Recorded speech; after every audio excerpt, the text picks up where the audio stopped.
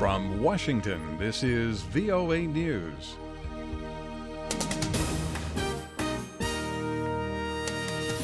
I'm David DeForest reporting a dangerous disease spreads. The World Health Organization will convene an emergency committee next week on the Zika virus. Jeff Custer takes a look. WHO Director-General Margaret Chan said the Zika virus was considered to be of little threat to humans when it was first discovered in Uganda in 1947. But since that time, she said, it has spread throughout the world and in recent years become associated with neurological complications. Last year, the virus was detected in the Americas, where it is now spreading explosively. Chan stressed that a direct causal relationship between Zika virus and these birth defects, known as microcephaly, has not been firmly established, but she said it is strongly suspected. Jeff Custer, Washington. The Syrian opposition says it will not be at talks on the situation in Syria, scheduled to begin in Geneva on Friday. The Saudi-backed group known as the High Negotiations Council says the responses they've received to their demands for an end to airstrikes and the lifting of a siege in Syria are not acceptable. Staffan de Mistura, UN Special Envoy to Syria, says the talks are important. We are planning to launch what we call the intra-Syrian talks, negotiations, in order to have progress in the context of reaching, finally, stability and peace and dignity back in Syria. The UN Staffan de Mistura. Political leaders in Somalia have agreed to a framework for holding elections this year. The framework was announced Thursday after 2 days of talks in Mogadishu. No dates for the elections were announced. The current government's mandate to rule runs out in September. For more, check our website, voanews.com. This is VOA News. 7 U.S. Republican presidential candidates are set to debate again on Thursday.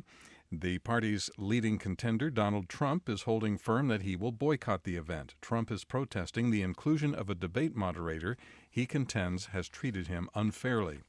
A U.S. Senate panel unanimously approved tougher sanctions against North Korea. The sanctions target the North's nuclear program, cyber activities, and violations of human rights.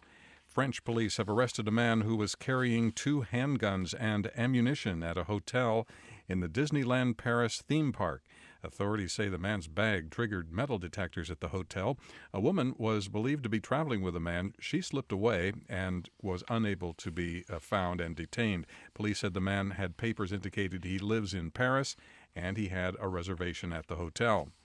The American teenager wanted for violating his probation in a deadly drunk driving crash has been deported from Mexico to the United States. Ethan Couch was sent to a juvenile detention center. He arrived at a Texas airport escorted by police officers Thursday. Iranian President Hassan Rouhani has signed trade agreements with France worth billions of dollars.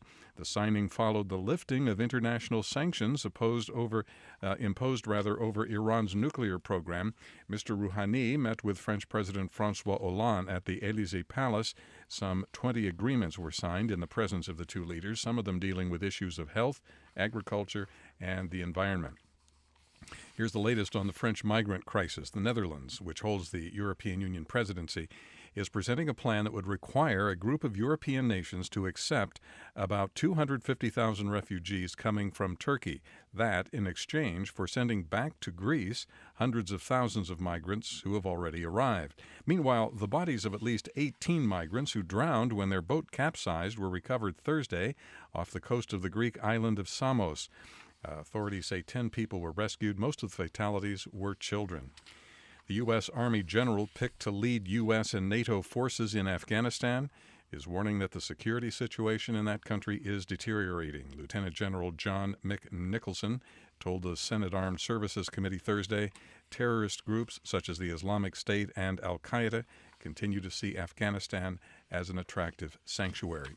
Opposition groups in Zambia are accusing the police there of using the nation's Public Order Act to violate citizens' constitutional rights to free speech and assembly. A spokesman for the police says political groups must coordinate their activities with authorities to maintain peace and stability. A local Catholic bishops' conference is calling on police to be impartial and nonpartisan as elections approach. I'm Dave DeForest. That's the latest world news from VOA.